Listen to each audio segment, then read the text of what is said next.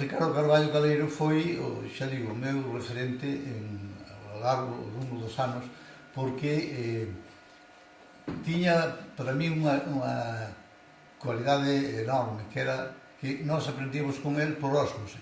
Nós nunca tivemos a conciencia de que o galego estuviera prohibido en Xigoi.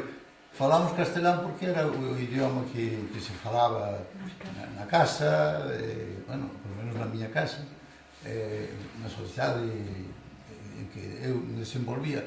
Pero en Xigoi aprendíase en galego, fixemos moitas obras de teatro en galego, líamos en galego, e o galego foi-nos transmitido porque, como dixen antes, casi por osmose, sin darnos de conta. Non tiñamos que estudiar uns textos en galego ou facer algo en galego obrigatoriamente.